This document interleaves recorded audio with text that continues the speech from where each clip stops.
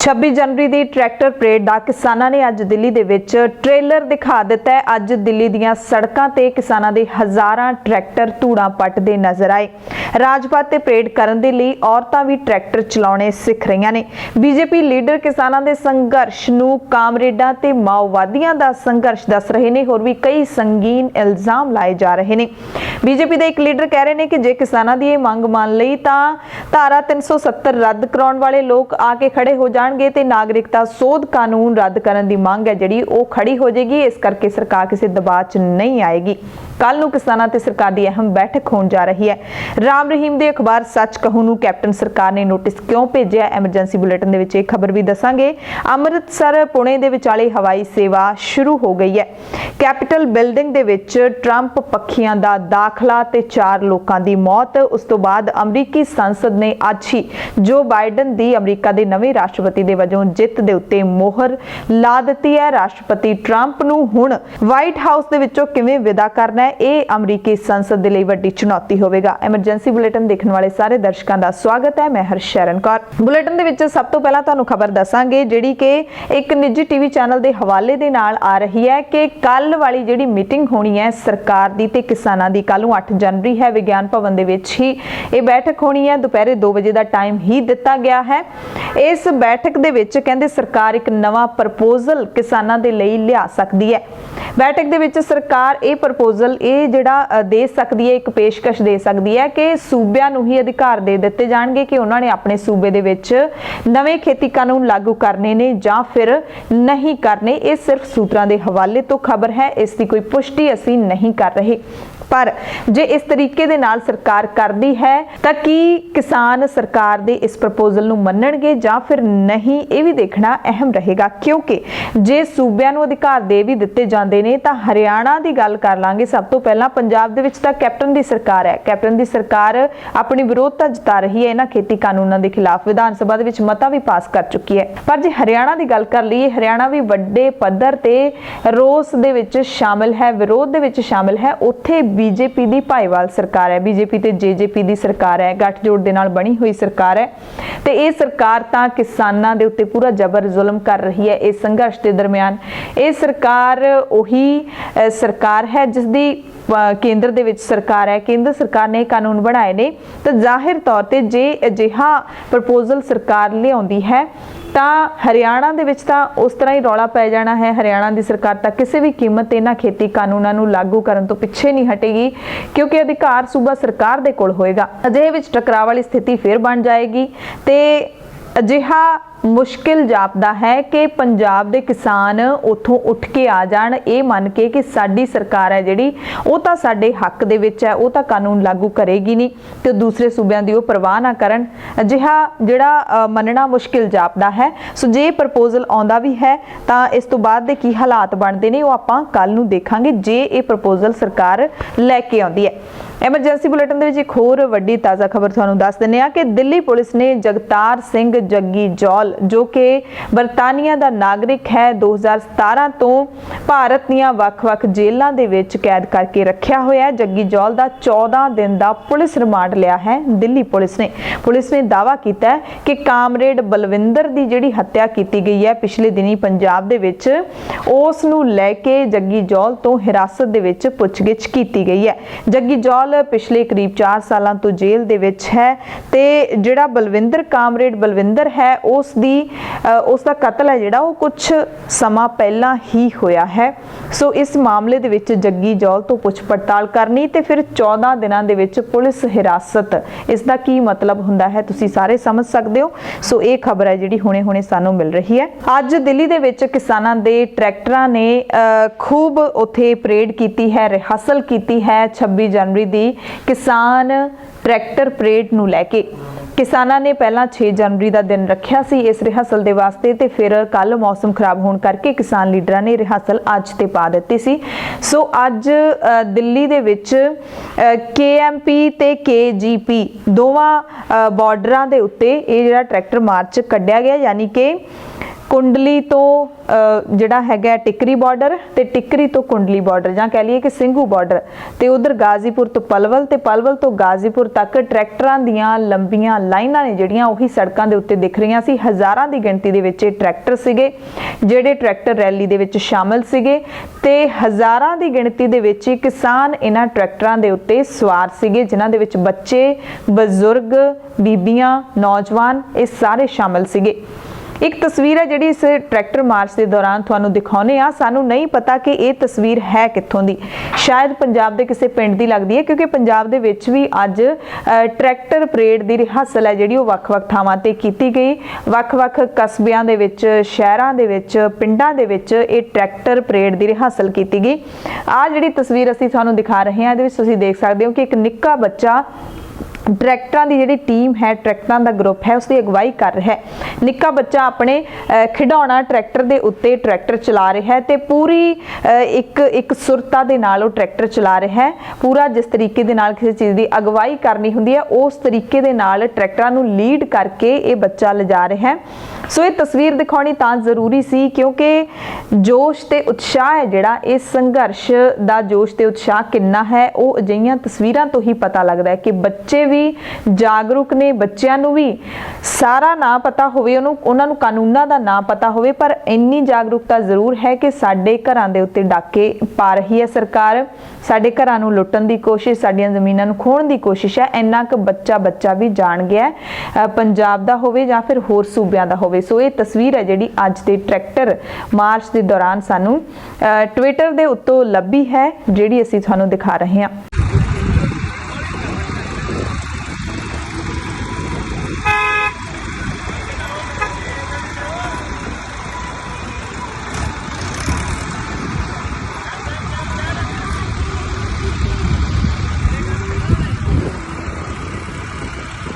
सो दिल्ली दे विच जिहड़ा tractor march निकलिया है उस दे दौरान सख्त सुरक्षा जिहड़ी दिल्ली पुलिस दे वल्लों ओह भी कीती गई सी ते वीरवार यानी कि अज दे दिन ट्रैक्टर रैली है जिहड़ी ओह रखी गई सी। भारतीय किसान यूनियन एकता उगराहां दे जिहड़े प्रधान हैगे ने जोगिंदर सिंह उगराहां उन्हां ने दस्सिया कि कल्ली साडी जथेबंदी दे वल्लों ही 3500 तो वध ट्रैक्टर ने जिहड़े ओह रैली दे विच हिस्सा लै रहे ने ते 26 जनवरी नूं हरियाणा, पंजाब ते उत्तर प्रदेश दे वख-वख हिस्सिਆਂ ਤੋਂ कौमी राजधानी दिल्ली ਲਈ ਆਉਣ ਵਾਲੇ ट्रैक्टरां ਦੀ परेड तो पहला ਇਹ सिर्फ एक रिहर्सल ਦੇ ਵਾਂਗ है। सारे लीडरां ने तकरीबन यही शब्द वरत्या कि 26 तरीक ਦੀ ट्रैक्टर परेड ਦੀ ਅਸੀਂ ਅੱਜ रिहर्सल है ਜਿਹੜੀ ਉਹ ਕੀਤੀ ਹੈਗੀ ਹੈ। ਟਿਕਰੀ ਬਾਰਡਰ ਤੋਂ ਜਿਹੜਾ ਟਰੈਕਟਰਾਂ ਦਾ ਕਾਫਲਾ ਰਵਾਨਾ ਹੋਇਆ ਸੀ ਉਸ ਦੀ ਅਗਵਾਈ ਭਾਰਤੀ ਕਿਸਾਨ ਯੂਨੀਅਨ ਏਕਤਾ ਡਕੌਂਦਾ ਦੇ ਸੂਬਾ ਪ੍ਰਧਾਨ ਬੂਟਾ ਸਿੰਘ ਬੁਰਜਗਿੱਲ ਅਤੇ ਗੁਰਦੀਪ ਸਿੰਘ ਰਾਮਪੁਰਾ ਤੇ ਮਨਜੀਤ ਸਿੰਘ ਧਨੇਰ ਨੇ ਕੀਤੀ ਤੇ ਇਹਨਾਂ ਨੇ ਵੀ ਇਹੀ ਕਿਹਾ ਕਿ ਤਿੰਨੇ ਖੇਤੀ ਕਾਨੂੰਨਾਂ ਨੂੰ ਜਦੋਂ ਤੱਕ ਰੱਦ ਨਹੀਂ ਕਰਦੀ ਸਰਕਾਰ ਉਹਨਾਂ ਚਿਰ ਤੱਕ ਸਾਡਾ ਸੰਘਰਸ਼ ਹੈ ਜਿਹੜਾ ਉਹਦੇ ਵੱਖੋ ਵੱਖਰੇ ਰੂਪ ਨੇ ਉਹ ਦੇਖਣ ਨੂੰ ਮਿਲਦੇ ਰਹਿਣਗੇ। ਤੇ ਇਸ ਟਰੈਕਟਰ ਮਾਰਚ ਦੇ ਦੌਰਾਨ ਬੁਰਾੜੀ ਦੇ ਜਿਹੜੇ ਨਿਰੰਕਾਰੀ ਸਮਾਗਮ ਗਰਾਊਂਡ ਦੀ ਵੀ ਤੁਹਾਨੂੰ ਯਾਦ ਦਿਵਾ ਦਿੰਨੇ ਆ ਜਿੱਥੇ ਮਾਲਵੇ ਦੇ 5-6 ਜ਼ਿਲ੍ਹਿਆਂ ਤੋਂ ਜਿਹੜੇ ਕਿਸਾਨ ਹੈਗੇ ਨੇ ਉੱਥੇ ਬੈਠੇ ਹੋਏ ਨੇ 26 ਨਵੰਬਰ ਤੋਂ ਹੀ ਲੈ ਕੇ ਗਲਤੀ ਦੇ ਨਾਲ ਇਹ ਟਰੈਕਟਰ ਟਰਾਲੀਆਂ ਉੱਥੇ ਚਲੇ ਗਏ ਸੀ ਤੇ ਅੱਜ ਤੱਕ ਉੱਥੇ ਮੌਜੂਦ ਨੇ। ਬੁਰਾੜੀ ਤੋਂ ਵੀ ਟਰੈਕਟਰਾਂ ਦਾ ਇੱਕ ਕਾਫਲਾ ਜਿਹੜਾ ਉਹ ਬਾਹਰ ਨਿਕਲਿਆ ਪਰ ਉੱਥੇ ਪੁਲਿਸ ਦੇ ਨਾਲ ਥੋੜੀ ਝੜਪ ਹੋਈ। ਕਿਸਾਨ ਅੱਗੇ ਜਾਣਾ ਚਾਹੁੰਦੇ ਸੀ ਤੇ ਦਿੱਲੀ ਪੁਲਿਸ ਹੈ ਜਿਹੜੀ ਉਹਨਾਂ ਨੂੰ ਰੋਕਣਾ ਚਾਹੁੰਦੀ ਸੀ। ਦਿੱਲੀ ਦੇ ਬੁਰਾੜੀ ਗਰਾਊਂਡ ਦੇ ਵਿੱਚ ਕਿਸਾਨਾਂ ਨੇ ਬੈਰੀਕੇਡਿੰਗ ਤੋੜ ਦਿੱਤੀ, ਅੱਗੇ ਵਧ ਗਏ। ਇਸ ਦੌਰਾਨ ਪੁਲਿਸ ਦੇ ਨਾਲ ਜੋ ਝੜਪ ਹੋਈ ਤਾਂ ਕੁਝ ਕਿਸਾਨਾਂ ਦੇ ਜ਼ਖਮੀ ਹੋਣ ਦੀ ਵੀ ਖਬਰ ਮਿਲੀ। ਬੁਰਾੜੀ ਦੇ ਵਿੱਚ ਕਿਸਾਨਾਂ ਦੇ ਕਾਫਲੇ ਨੂੰ ਅੱਗੇ ਜਾਣ ਤੋਂ ਰੋਕਿਆ ਤਾਂ ਕਿਸਾਨਾਂ ਨੇ ਫਿਰ ਯੂ ਟਰਨ ਲੈ ਲਿਆ ਤੇ ਉੱਥੋਂ ਮੋੜ ਦਿੱਤਾ ਗਿਆ। ਦਿੱਲੀ ਪੁਲਿਸ ਨੇ ਮੋੜ ਦਿੱਤਾ ਪਰ ਕਿਸਾਨਾਂ ਨੇ ਹੋਰ ਟਕਰਾਅ ਕਰਨ ਤੋਂ ਗੁਰੇਜ਼ ਕੀਤਾ ਤੇ ਵਾਪਸ ਉਸੇ ਥਾਂ ਤੇ ਬੁਰਾੜੀ ਗਰਾਊਂਡ ਦੇ ਵਿੱਚ ਚਲੇ ਗਏ। ਹਾਲਾਂਕਿ ਜਦੋਂ ਬੈਰੀਕੇਡਿੰਗ ਤੋੜੀ ਗਈ ਤਾਂ ਉਦੋਂ ਜ਼ਬਰਦਸਤ ਹੰਗਾਮਾ ਜਿਹੜਾ ਉਹ ਜ਼ਰੂਰ ਦਿਖਿਆ। ਬੁਰਾੜੀ ਮੈਦਾਨ ਦੇ ਵਿੱਚ ਹੀ ਪੁਲਿਸ ਦੇ ਨਾਲ ਕਿਸਾਨ ਭਿੜੇ ਸੀਗੇ। ਮਾਰਚ ਕੱਢਣ ਨੂੰ ਲੈ ਕੇ ਪੁਲਿਸ ਦੇ ਨਾਲ ਇਹ ਜਿਹੜੀ ਝੜਪ ਹੈ ਉਹ ਹੋਈ ਸੀ। ਇਹ ਵੀ ਟਰੈਕਟਰ ਮਾਰਚ ਦੇ ਵਿੱਚ ਸ਼ਾਮਿਲ ਹੋਣਾ ਚਾਹੁੰਦੇ ਸੀਗੇ ਤੇ ਪਰ ਪੁਲਿਸ ਨੇ ਕਿਹਾ ਕਿ ਅਸੀਂ ਕਿਸਾਨਾਂ ਨੂੰ ਬੁਰਾੜੀ ਗਰਾਊਂਡ ਤੋਂ ਬਾਹਰ ਨਹੀਂ ਜਾਣ ਦੇਵਾਂਗੇ। ਇਸ ਮੌਕੇ ਵੱਡੀ ਗਿਣਤੀ ਵਿੱਚ ਸੀਆਰਪੀਐਫ ਦੇ ਜਵਾਨ ਵੀ ਤੈਨਾਤ ਰਹੇ। ਸੋ ਅੱਜ ਦੇ ਟਰੈਕਟਰ ਮਾਰਚ ਨੂੰ ਸਫਲ ਦੱਸਦਿਆਂ ਕਿਸਾਨ ਲੀਡਰਾਂ ਨੇ ਐਲਾਨ ਵੀ ਕਰ ਦਿੱਤਾ ਹੈ ਕਿ ਜੇ ਸਰਕਾਰ ਨੇ ਸਾਡੀ ਮੰਗ 26 ਜਨਵਰੀ ਤੱਕ ਨਾ ਮੰਨੀ ਤਾਂ ਅਸੀਂ ਗਣਰਾਜ ਦਿਹਾੜੇ ਤੇ ਵੱਡੀ ਜਿਹੜੀ ਪਰੇਡ ਹੈ ਉਹ ਅਸੀਂ ਰਾਜਪਥ ਦੇ ਉੱਤੇ ਕੱਢਾਂਗੇ ਤੇ ਅੱਜ ਇਸੇ ਕਰਕੇ ਅਸੀਂ ਉਸ ਰੈਲੀ ਦਾ, ਉਸ ਪਰੇਡ ਦਾ ਟ੍ਰੇਲਰ ਹੈ ਜਿਹੜਾ ਉਹ ਸਰਕਾਰ ਨੂੰ ਦਿਖਾਇਆ ਹੈ।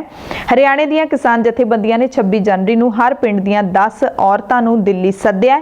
यूपी ਦੇ ਕਿਸਾਨਾਂ ਵੱਲੋਂ ਵੀ ਅਪੀਲ ਕੀਤੀ ਗਈ ਹੈ ਕਿ ਗਣਤੰਤਰ ਦਿਵਸ ਮੌਕੇ ਔਰਤਾਂ ਟਰੈਕਟਰ ਮਾਰਚ ਦੀ ਅਗਵਾਈ ਕਰਨ। ਹਰਿਆਣੇ ਦੀਆਂ ਲਗਭਗ 250 ਕਿਸਾਨ ਬੀਬੀਆਂ ਟਰੈਕਟਰ ਡਰਾਈਵਿੰਗ ਦੀ ਸਿਖਲਾਈ ਲੈ ਰਹੀਆਂ ਨੇ, ਖਾਸ ਤੌਰ ਤੇ 26 ਜਨਵਰੀ ਦੀ ਟਰੈਕਟਰ ਪਰੇਡ ਦੇ ਵਿੱਚ ਸ਼ਾਮਿਲ ਹੋਣ ਦੇ ਲਈ।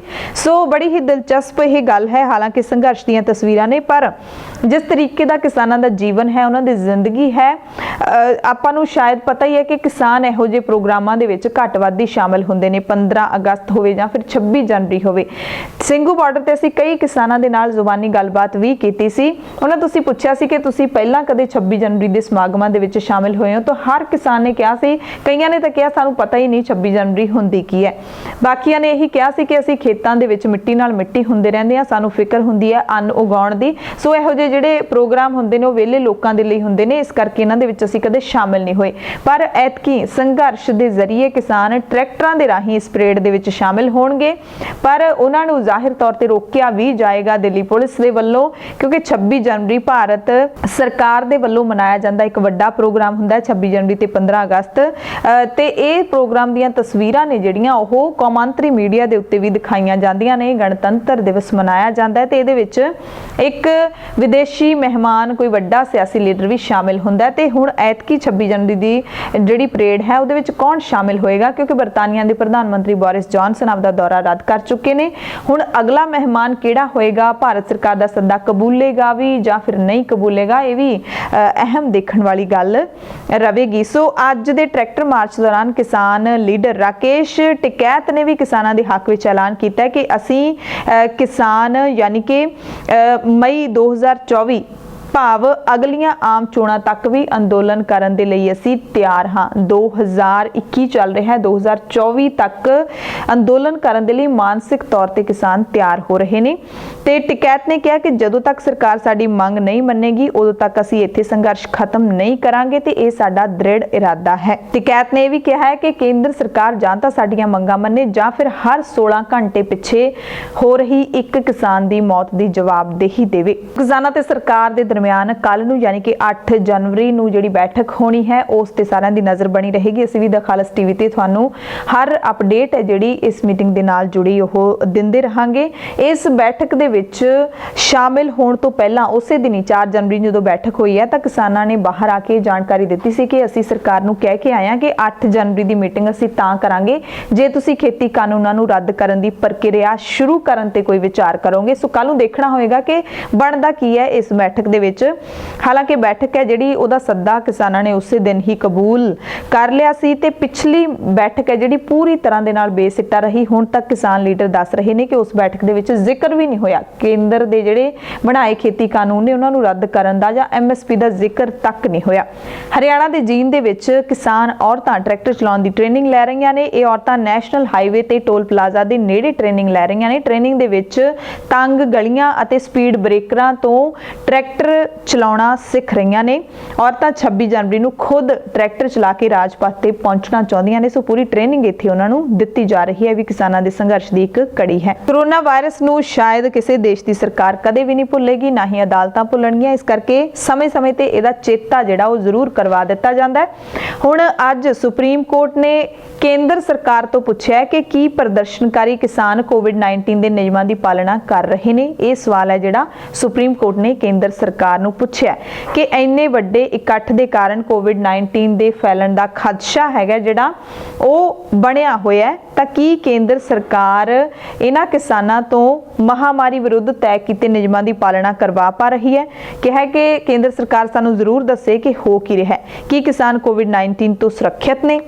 ਪਿਛਲੇ ਸਾਲ ਮਾਰਚ ਦੇ ਵਿੱਚ ਨਿਜ਼ਾਮੁਦੀਨ ਮਰਕਜ਼ ਵਿਖੇ ਤਬਲੀਗੀ ਜਮਾਤ ਦੇ ਸਮਾਗਮ ਦੌਰਾਨ ਕੋਵਿਡ-19 ਦੇ ਨਿਯਮਾਂ ਦੀ ਕਥਿਤ ਉਲੰਘਣਾ ਦੇ ਮਾਮਲੇ ਦੀ CBI ਜਾਂਚ ਦੀ ਮੰਗ ਲਈ ਪਾਈ ਗਈ ਪਟੀਸ਼ਨ ਹੈ ਜਿਹੜੀ ਉਹਦੀ ਸੁਣਵਾਈ ਦੌਰਾਨ ਚੀਫ ਜਸਟਿਸ SA ਬੋਬੜੇ ਨੇ ਇਹ ਗੱਲ ਕਹੀ। ਪਟੀਸ਼ਨ ਕਰਤਾਵਾਂ ਨੇ ਦੋਸ਼ ਲਾਇਆ ਕਿ ਤਬਲੀਗੀ ਸਮਾਗਮ ਦੇ ਵਿੱਚ ਇਕੱਠ ਦੌਰਾਨ ਕੋਵਿਡ-19 ਨਿਯਮਾਂ ਦੀ ਪਾਲਣਾ ਨਾ ਹੋਣ ਕਰਕੇ ਕੌਮੀ ਰਾਜਧਾਨੀ ਵਿੱਚ ਕਰੋਨਾ ਤੇਜ਼ੀ ਦੇ ਨਾਲ ਫੈਲਿਆ ਤੇ ਲੋਕਾਂ ਦੀ ਜ਼ਿੰਦਗੀ ਖਤਰੇ ਦੇ ਵਿੱਚ ਪਈ। ਤੇ ਇਸ ਦਰਮਿਆਨ ਜਸਟਿਸ SA ਬੋਬੜੇ ਨੇ ਕੇਂਦਰ ਸਰਕਾਰ ਤੋਂ ਪੁੱਛਿਆ ਪੁੱਛਿਆ ਕਿ ਕੀ ਐਡਾ ਵੱਡਾ ਇਕੱਠ ਜਿਹੜਾ ਹੁਣ ਕਿਸਾਨ ਕਰੀ ਬੈਠੇ ਨੇ, ਪਿਛਲੇ 30 ਤੋਂ ਵੱਧ ਦਿਨ ਹੋ ਚੁੱਕੇ ਨੇ, ਉਹਦੇ ਵਿੱਚ ਨਿਯਮਾਂ ਦੀ ਪਾਲਣਾ ਹੋ ਰਹੀ ਹੈ ਜਾਂ ਨਹੀਂ ਹੋ ਰਹੀ। ਸੋ ਇੱਕ ਨਵੀਂ ਜਿਹੜੀ ਜਾਣਕਾਰੀ ਹੈ ਕਿਸਾਨਾਂ ਦੇ ਲਈ। ਸੋ ਉਹਨਾਂ ਦੇ ਲਈ ਹੁਣ ਕੇਂਦਰ ਸਰਕਾਰ ਕੋਈ ਨਵਾਂ ਨਿਯਮ ਬਣਾਵੇਗੀ ਜਾਂ ਫਿਰ ਸੁਪਰੀਮ ਕੋਰਟ ਨੂੰ ਕੀ ਜਵਾਬ ਦੇਵੇਗੀ, ਇਸ ਤੇ ਵੀ ਨਜ਼ਰ ਰਹੇਗੀ। ਹੁਣ ਗੱਲ ਕਰਾਂਗੇ ਬੀਜੇਪੀ ਦੇ ਉਹਨਾਂ ਪੰਜਾਬ ਦੇ ਲੀਡਰਾਂ ਦੀ ਜਿਹੜੇ ਕਿ ਕਿਸਾਨੀ ਵਿਰੋਧ ਦੇ ਵਿੱਚ ਲਗਾਤਾਰ ਬਿਆਨ ਦੇ ਰਹੇ ਨੇ। ਪ੍ਰਧਾਨ ਮੰਤਰੀ ਨਰਿੰਦਰ ਮੋਦੀ ਦੇ ਨਾਲ ਪਰਸੋਂ ਮੁਲਾਕਾਤ ਕਰਨ ਤੋਂ ਬਾਅਦ ਪੰਜਾਬ ਦੇ ਦੋ ਬੀਜੇਪੀ ਲੀਡਰ ਸੁਰਜੀਤ ਕੁਮਾਰ ਜਿਆਣੀ ਅਤੇ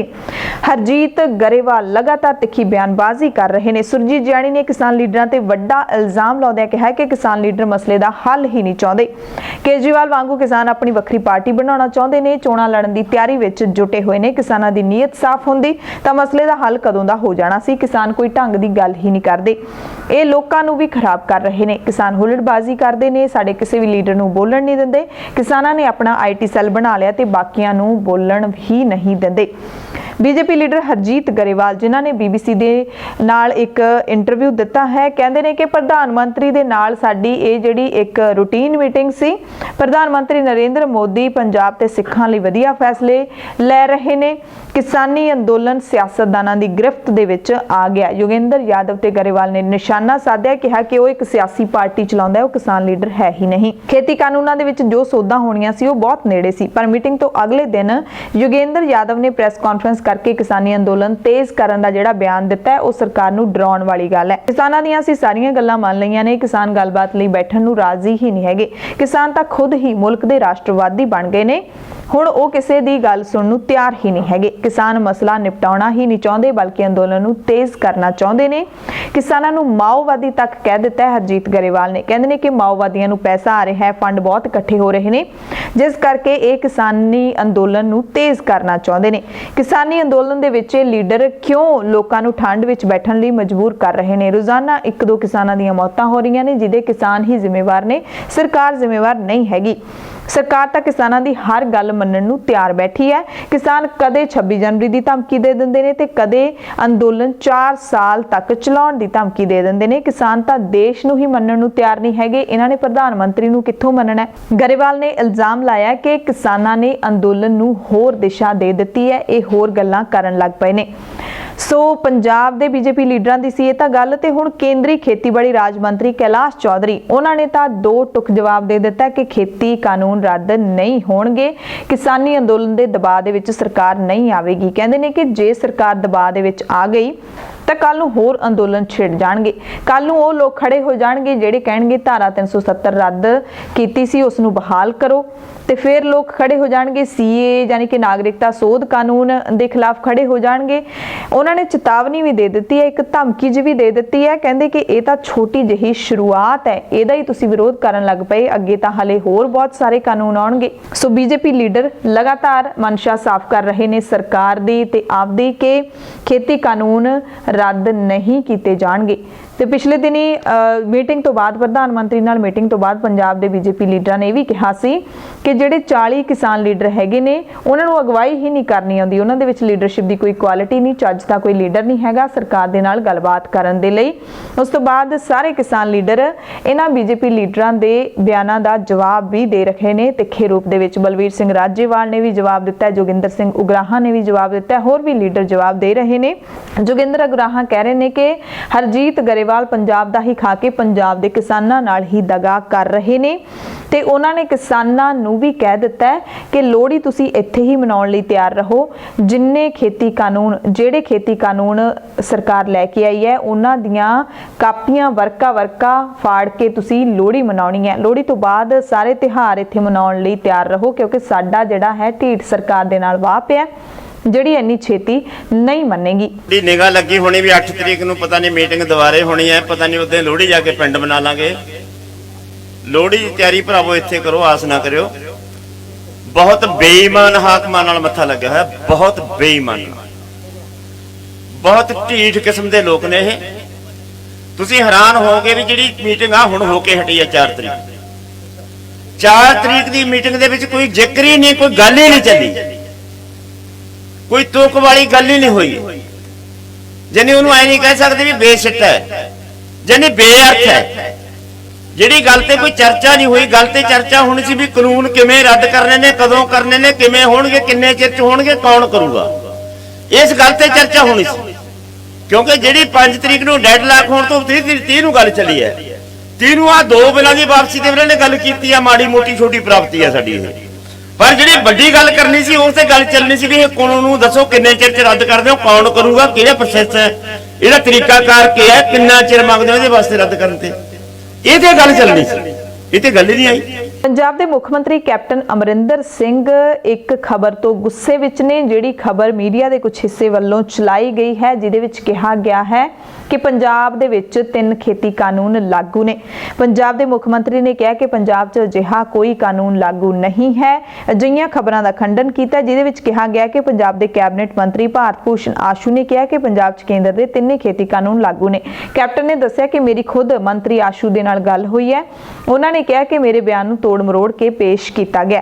ਕੈਪਟਨ ਨੇ ਕਿਹਾ ਕਿ ਮੀਡੀਆ ਦੇ ਜਿਹੜੇ ਹਿੱਸੇ ਵਿੱਚ ਖਬਰਾਂ ਇਹ ਨਸ਼ਰ ਹੋ ਰਹੀਆਂ ਨੇ ਤੇ ਉਹਨਾਂ ਨੂੰ ਮੈਂ ਚੇਤਾਵਨੀ ਦਿੰਦਾ ਕਿ ਉਹ ਗਲਤ ਖਬਰਾਂ ਨਾ ਚਲਾਉਣ। ਤੇ ਇਸ ਤੇ ਕਾਰਵਾਈ ਕਰਦਿਆਂ ਪੰਜਾਬ ਸਰਕਾਰ ਨੇ ਇੱਕ ਅਖਬਾਰ ਨੂੰ ਨੋਟਿਸ ਵੀ ਭੇਜ ਦਿੱਤਾ, ਜਿਸ ਦਾ ਨਾਮ ਹੈ ਰੋਜ਼ਾਨਾ ਸੱਚ ਕਹੂੰ, ਤੇ ਇਹ ਅਖਬਾਰ ਨਿਕਲਦਾ ਡੇਰਾ ਸਿਰਸਾ ਦੇ ਵੱਲੋਂ। ਤੇ ਡੇਰਾ ਸਿਰਸਾ ਦਾ ਮੁਖੀ ਗੁਰਮੀਤ ਰਾਮ ਰਹੀਮ ਬਲਾਤਕਾਰ ਤੇ ਕਤਲ ਦੇ ਦੋਸ਼ਾਂ ਵਿੱਚ ਜੇਲ੍ਹ ਵਿੱਚ ਬੰਦ ਹੈ 2017 ਤੋਂ।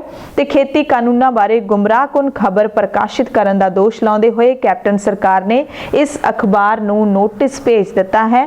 ਅਖਬਾਰ ਦੇ ਐਡੀਟਰ ਇਨ ਚੀਫ ਪ੍ਰਕਾਸ਼ ਸਿੰਘ ਸਲਵਾਰਾ ਤੇ ਐਡੀਟਰ ਤਿਲਕਰਾਜ ਸ਼ਰਮਾ ਨੂੰ 5 ਜਨਵਰੀ 2021 ਨੂੰ ਛਾਪੀ ਖਬਰ ਬਾਰੇ ਨੋਟਿਸ ਭੇਜਿਆ ਗਿਆ ਤੇ ਕਿਹਾ ਹੈ ਕਿ ਇਹ ਖਬਰ ਸੱਚਾਈ ਤੋਂ ਬਿਲਕੁਲ ਉਲਟ ਹੈ। ਪੰਜਾਬ ਸਰਕਾਰ ਨੇ ਕਿਹਾ ਕਿ ਇਸ ਅਖਬਾਰ ਵੱਲੋਂ ਲਾਈ ਗਈ ਖਬਰ ਨਾਲ ਪੰਜਾਬ ਸਰਕਾਰ ਤੇ ਸੂਬੇ ਦੇ ਖੁਰਾਕ ਤੇ ਸਿਵਲ ਸਪਲਾਈ ਵਿਭਾਗ ਦੇ ਵਕਾਰ ਨੂੰ ਸੱਟ ਵੱਜੀ ਹੈ ਤੇ ਇਹ ਖਬਰ ਇਹਨਾਂ ਕਾਨੂੰਨਾਂ ਖਿਲਾਫ ਸ਼ਾਂਤਮਈ ਧਰਨਾ ਦੇ ਰਹੇ ਲੋਕਾਂ ਨੂੰ ਕੈਪਟਨ ਸਰਕਾਰ ਦੇ ਖਿਲਾਫ ਉਕਸਾ ਸਕਦੀ ਹੈ। ਕੈਪਟਨ ਅਮਰਿੰਦਰ ਸਿੰਘ ਨੇ ਇਹ ਵੀ ਸਪਸ਼ਟ ਕੀਤਾ ਕਿ ਪੰਜਾਬ ਉਹ ਪਹਿਲਾ ਸੂਬਾ ਹੈ ਜਿਹੜਾ ਕਿ ਕੇਂਦਰੀ ਖੇਤੀ ਕਾਨੂੰਨਾਂ ਦਾ ਵਿਰੋਧ ਕਰਨ ਵਾਲਾ ਸੂਬਾ ਬਣਿਆ ਤੇ ਵਿਰੋਧ ਦੇ ਵਿੱਚ ਉਸਨੇ ਵਿਧਾਨ ਸਭਾ ਦੇ ਵਿੱਚ ਮਤਾ ਵੀ ਪਾਸ ਕੀਤਾ। ਨਾਲ ਹੀ ਸ਼ਿਕਵਾ ਵੀ ਜ਼ਾਹਿਰ ਕੀਤਾ ਹੈ ਕਿ ਰਾਜਪਾਲ ਵੀਪੀ ਸਿੰਘ ਬਦਨੌਰ ਇਸ ਮਤੇ ਨੂੰ ਹਾਲੇ ਤੱਕ ਦੱਬੀ ਬੈਠੇ ਨੇ ਆਪਣੇ ਕੋਲ ਹੀ, ਇਸ ਨੂੰ ਰਾਸ਼ਟਰਪਤੀ ਤੱਕ ਭੇਜ ਨਹੀਂ ਰਹੇ ਤਾਂ ਕਿ ਕਾਨੂੰਨ ਬਣ ਸਕੇ। ਕੈਪਟਨ ਨੇ ਇਹ ਵੀ ਦਾਅਵਾ ਕੀਤਾ ਹੈ ਕਿ ਇਸ ਬਿੱਲ ਨੂੰ ਕਾਨੂੰਨ ਬਣਾਉਣ ਦੇ ਲਈ ਅਸੀਂ ਸੁਪਰੀਮ ਕੋਰਟ ਵੀ ਜਾ ਸਕਦੇ ਹਾਂ। ਨਾਲ ਹੀ ਪ੍ਰਧਾਨ ਮੰਤਰੀ ਨੂੰ ਵੀ ਅਪੀਲ ਕੀਤੀ ਹੈ ਕਿ ਨਵੇਂ ਜਿਹੜੇ ਖੇਤੀ ਕਾਨੂੰਨ ਨੇ ਉਹਨਾਂ ਨੂੰ ਫੌਰੀ ਤੌਰ ਤੇ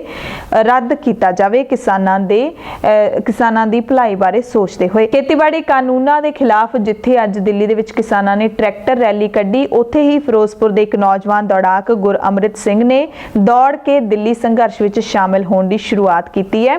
ਇਹ ਦੌੜ ਉਹਨਾਂ ਨੇ ਗੁਰਦੁਆਰਾ ਸਾਰਾਗੜੀ ਸਾਹਿਬ ਤੋਂ ਸ਼ੁਰੂ ਕੀਤੀ ਹੈ। ਫਿਰੋਜ਼ਪੁਰ ਅਧੀਨ ਆਉਂਦੇ ਪਿੰਡ ਮਹਿਮਾ ਦਾ ਨੌਜਵਾਨ ਹੈ ਦੌੜਾਕ ਗੁਰਅਮਰਿਤ ਸਿੰਘ, ਜਿਹੜਾ ਕਿ ਬੀਟੈਕ ਪਾਸ ਹੈ ਤੇ ਨੌਜਵਾਨ ਭਾਰਤੀ ਕਿਸਾਨ ਯੂਨੀਅਨ ਕ੍ਰਾਂਤੀਕਾਰੀ ਦਾ ਝੰਡਾ ਲੈ ਕੇ ਦਿੱਲੀ ਨੂੰ ਚੱਲਿਆ ਹੈ। ਭਾਰਤੀ ਕਿਸਾਨ ਯੂਨੀਅਨ ਕ੍ਰਾਂਤੀਕਾਰੀ ਦੇ ਲੀਡਰਾਂ ਨੇ ਮੌਕੇ ਉੱਤੇ ਦੌੜਾਕ ਗੁਰਅਮਰਿਤ ਸਿੰਘ ਦੀ ਹੌਸਲਾ ਅਫਜ਼ਾਈ ਵੀ ਕੀਤੀ। ਕਿਸਾਨੀ ਸੰਘਰਸ਼ ਦੇ ਵਿੱਚ ਮੌਤਾਂ ਦੀਆਂ ਖਬਰਾਂ ਵੀ ਨਿੱਤ ਆ ਰਹੀਆਂ ਨੇ। ਜ਼ਿਲ੍ਹਾ ਬਰਨਾਲਾ ਦੇ ਇੱਕ ਹੋਰ ਕਿਸਾਨ ਦੀ ਦਿੱਲੀ ਮੋਰਚੇ ਵਿੱਚ ਮੌਤ ਹੋ ਗਈ ਹੈ। ਪਿੰਡ ਢਿਲਵਾਂ ਦਾ ਰਹਿਣ ਵਾਲਾ 50 ਸਾਲਾ ਕਿਸਾਨ ਨਾਜਰ ਸਿੰਘ ਕਈ ਦਿਨਾਂ ਤੋਂ ਦਿੱਲੀ ਬਾਰਡਰ ਤੇ ਕਿਸਾਨੀ ਘੋਲ ਦੇ ਵਿੱਚ ਸ਼ਾਮਿਲ ਸੀ, ਜਿੱਥੇ ਸਿਹਤ ਵਿਗੜਨ ਕਾਰਨ ਉਹ ਵਾਪਸ ਪਿੰਡ ਪਰਤ ਰਿਹਾ ਸੀ, ਪਰ ਰਾਹ ਵਿੱਚ ਹੀ ਉਸਦੀ ਮੌਤ ਹੋ ਗਈ। ਕਿਸਾਨ ਦੀ ਮੌਤ ਦੀ ਖਬਰ ਨਾਲ ਇਲਾਕੇ ਦੇ ਵਿੱਚ ਜ਼ਾਹਿਰ ਤੌਰ ਤੇ ਸੋਗ ਹੈ ਜਿਹੜਾ ਉਹ ਫੈਲ ਗਿਆ।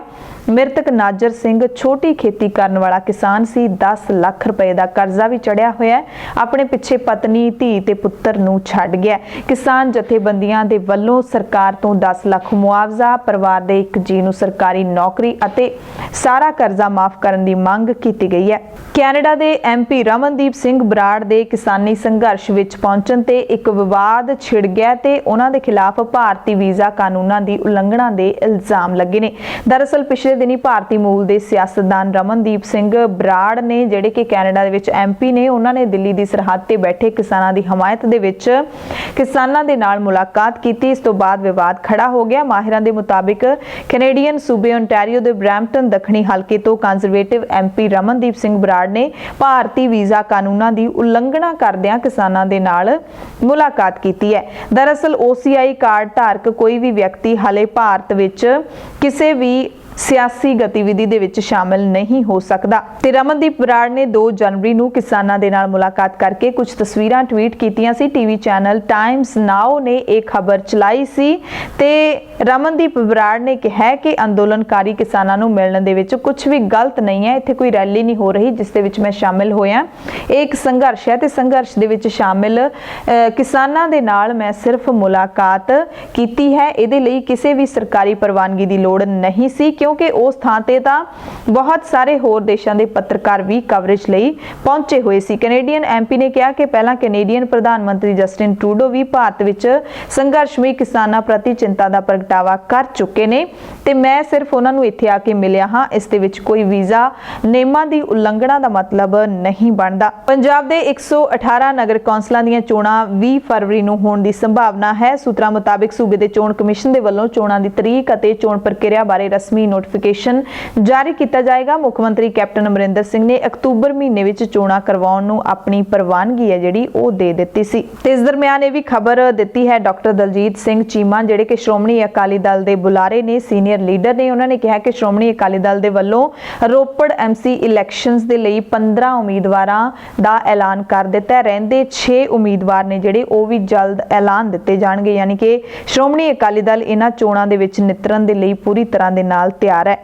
ਭਾਰਤੀ ਹਵਾਈ ਕੰਪਨੀ ਇੰਡੀਗੋ ਨੇ ਦਿੱਲੀ ਰਾਹੀਂ ਅੰਮ੍ਰਿਤਸਰ ਤੇ ਪੁਣੇ ਵਿਚਾਲੇ ਰੋਜ਼ਾਨਾ ਉਡਾਨ ਸ਼ੁਰੂ ਕਰ ਦਿੱਤੀ ਹੈ।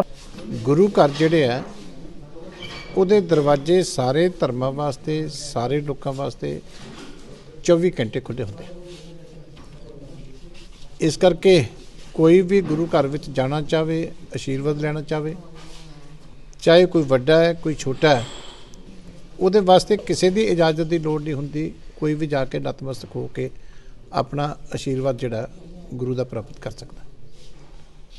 ਦੂਜੀ ਗੱਲ ਹੈ ਕਿ ਸ਼੍ਰੋਮਣੀ ਅਕਾਲੀ ਦਲ ਕਦੀ ਵੀ ਇਹ ਫੈਸਲੇ ਨਹੀਂ ਕਰਦਾ ਕਿ ਜਿਹੜੇ ਕੋਈ ਸੈਰੀਮੋਨੀਅਲ ਸਮਾਗਮ ਨੇ ਸ਼੍ਰੋਮਣੀ ਗੁਰਦੁਆਰਾ ਪ੍ਰਬੰਧਕ ਕਮੇਟੀ ਦੇ, ਉੱਥੇ ਕਮੇਟੀ ਕਿਹਨੂੰ ਬੁਲਾਉਂਦੀ ਹੈ ਕਿਹਨੂੰ ਨਹੀਂ ਬੁਲਾਉਂਦੀ, ਕਿਉਂਕਿ ਇੱਕ ਸਟੈਚੂਟਰੀ ਬਾਡੀ ਹੈ, ਇਲੈਕਟਡ ਸੰਸਥਾ, ਉਹਦਾ ਆਪਣਾ ਜਿਹੜਾ ਧਾਰਮਿਕ ਦਾਇਰਾ, ਔਰ ਉਹਨਾਂ ਨੇ ਹਮੇਸ਼ਾ ਹਰ ਈਵੈਂਟ ਦੇ ਵਿੱਚ ਸੋਚਣਾ ਹੁੰਦਾ ਕਿ ਕਿਹੜੀ ਸ਼ਖਸੀਅਤ ਨੂੰ ਬੁਲਾਇਆ ਜਾ ਸਕਦਾ ਕਿਹਨੂੰ ਨਹੀਂ ਬੁਲਾਇਆ ਜਾ ਸਕਦਾ। ਜਦੋਂ ਤੁਸੀਂ ਕਿਸੇ ਵੀ ਸ਼ਖਸੀਅਤ ਨੂੰ ਬੁਲਾਉਂਦੇ ਹੋ ਤਾਂ ਫਿਰ ਤੁਹਾਨੂੰ ਇਹ ਵੀ ਧਿਆਨ ਰੱਖਣਾ ਚਾਹੀਦਾ ਕਿ ਪੂਰਾ ਮਾਣ ਸਤਿਕਾਰ ਗੁਰੂ ਘਰ ਦੇ ਵਿੱਚ ਸਮਾਗਮਾਂ ਦੇ ਵਿੱਚ ਆਉਣ ਤੇ ਉਸ ਸ਼ਖਸੀਅਤ ਦਾ ਕੀਤਾ ਜਾਂਦਾ।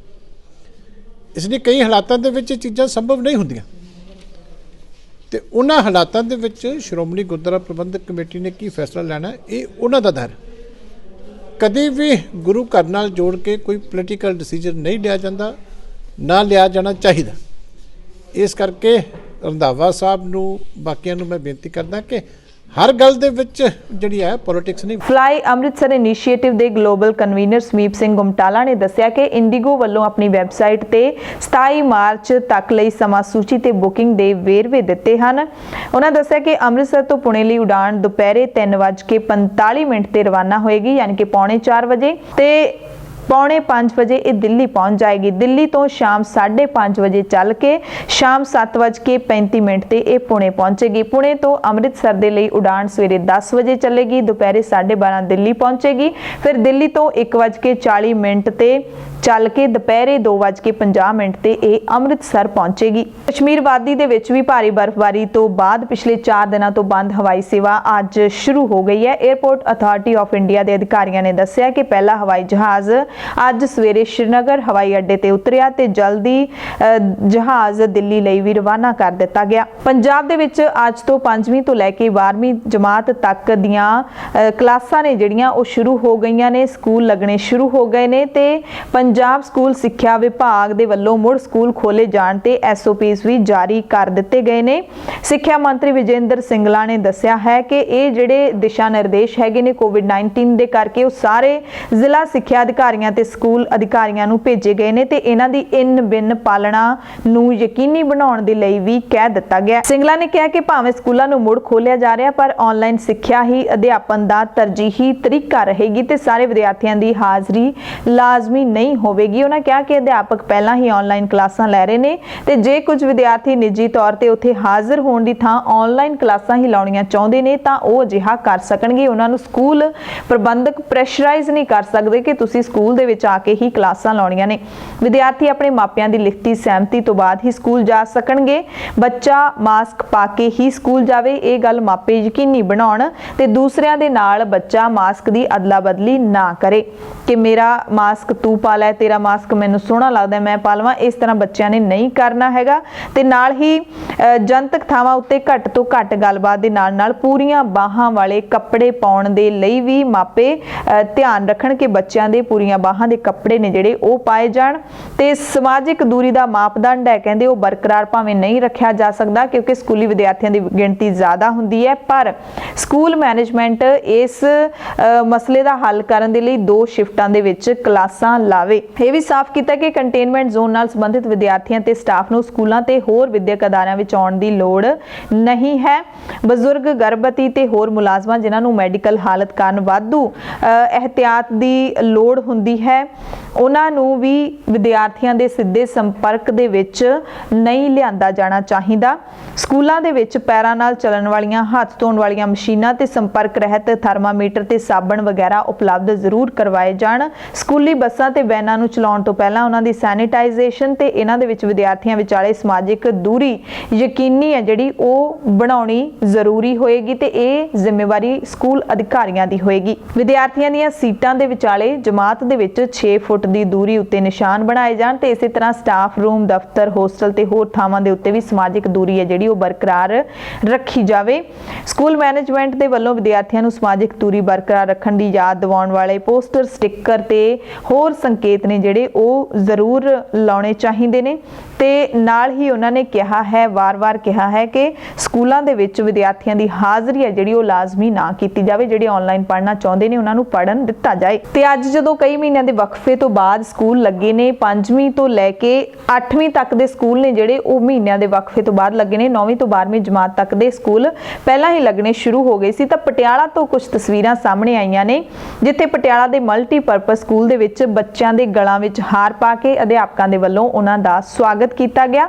ਤੇ ਇਹ ਵੀ ਜਾਣਕਾਰੀ ਮਿਲੀ ਹੈ ਕਿ ਪ੍ਰਾਇਮਰੀ ਸਕੂਲਾਂ ਦੇ ਵਿੱਚ ਵਿਦਿਆਰਥੀ 10% ਹਾਜ਼ਰ ਰਹੇ ਤੇ 6ਵੀਂ ਤੋਂ 8ਵੀਂ ਤੱਕ ਦੇ ਵਿਦਿਆਰਥੀਆਂ ਦੀ ਗਿਣਤੀ 25% ਦੇ ਕਰੀਬ ਹੈ ਜਿਹੜੀ ਉਹ ਦੱਸੀ ਜਾ ਰਹੀ ਹੈ। ਸੋ ਅੱਜ ਪਹਿਲੇ ਦਿਨ ਜ਼ਿਆਦਾ ਵਿਦਿਆਰਥੀ ਸਕੂਲਾਂ ਦੇ ਵਿੱਚ ਨਹੀਂ ਪਹੁੰਚੇ। ਮਾਪੇ ਹਾਲੇ ਵੀ ਡਰਦੇ ਨੇ, ਆਪਣੇ ਬੱਚਿਆਂ ਨੂੰ ਸਕੂਲ ਨਹੀਂ ਭੇਜਣਾ ਚਾਹੁੰਦੇ ਕਿਉਂਕਿ ਆਨਲਾਈਨ ਪੜ੍ਹਾਈ ਦੀ ਆਪਸ਼ਨ ਹਜੇ ਹੈਗੀ ਹੈ। ਇਸ ਕਰਕੇ ਘੱਟ ਗਿਣਤੀ ਦੇ ਵਿੱਚ ਹੀ ਸਕੂਲਾਂ ਦੇ ਵਿੱਚ ਵਿਦਿਆਰਥੀ ਪਹੁੰਚੇ। ਅਮਰੀਕਾ ਤੋਂ ਵੱਡੀ ਖਬਰ ਹੈ ਜਿੱਥੇ ਅਮਰੀਕਾ ਦੀ ਸੰਸਦ ਨੇ ਜੋ ਬਾਈਡਨ ਅਤੇ ਕਮਲਾ ਹੈਰਿਸ ਦੀ ਜਿੱਤ ਦੇ ਉੱਤੇ ਮੋਹਰ ਲਾ ਦਿੱਤੀ ਹੈ। ਅਮਰੀਕੀ ਸੰਸਦ ਨੇ ਰਾਸ਼ਟਰਪਤੀ ਅਹੁਦੇ ਦੀ ਚੋਣ ਦੇ ਵਿੱਚ ਜੋ ਬਾਈਡਨ ਦੀ ਜਿੱਤ ਨੂੰ ਮਨਜ਼ੂਰੀ ਦੇ ਦਿੱਤੀ ਹੈ। ਅਮਰੀਕਾ ਦੇ ਦੋਵੇਂ ਸਦਨਾਂ ਨੇ ਪੈਨਸਿਲਵੇਨੀਆ ਅਤੇ ਐਰੀਜ਼ੋਨਾ ਦੇ ਵਿੱਚ ਵੋਟਾਂ ਦੀ ਗਿਣਤੀ ਦੇ ਸੰਬੰਧ ਦੇ ਵਿੱਚ ਦਾਇਰ ਇਤਰਾਜ਼ ਨੂੰ ਰੱਦ ਕਰ ਦਿੱਤਾ ਹੈ। ਇਹਦੇ ਨਾਲ ਹੀ ਜੋ ਬਾਈਡਨ ਤੇ ਕਮਲਾ ਹੈਰਿਸ ਦੀ ਜਿੱਤ ਦੇ ਉੱਤੇ ਸਦਨ ਦੀ ਅਧਿਕਾਰਿਤ ਮੋਹਰ ਲੱਗ ਗਈ ਹੈ। ਬਾਈਡਨ ਨੂੰ 306 ਵੋਟਾਂ ਮਿਲਣ ਦੀ ਪੁਸ਼ਟੀ ਕੀਤੀ ਗਈ ਹੈ ਜਦਕਿ ਜਿੱਤਣ ਲਈ ਸਿਰਫ 270 ਵੋਟਾਂ ਦੀ ਜ਼ਰੂਰਤ ਹੁੰਦੀ ਹੈ। ਅਮਰੀਕੀ ਚੋਣ ਨਤੀਜਿਆਂ ਦੀ ਸੰਸਦ ਵੱਲੋਂ ਪੁਸ਼ਟੀ ਕੀਤੀ ਜਾਂਦੀ ਹੈ। ਇਹ ਸਧਾਰਨ ਪ੍ਰਕਿਰਿਆ ਹੈ, ਪਰ ਬੁੱਧਵਾਰ ਨੂੰ ਰਾਸ਼ਟਰਪਤੀ ਟਰੰਪ ਦੇ ਸਮਰਥਕਾਂ ਨੇ ਸੰਸਦ ਭਵਨ ਤੇ ਹਮਲਾ ਕੀਤਾ ਤੇ ਆਮ ਪ੍ਰਕਿਰਿਆ ਵਿੱਚ ਰੁਕਾਵਟ ਪਾਉਣ ਦੀ ਕੋਸ਼ਿਸ਼ ਕੀਤੀ।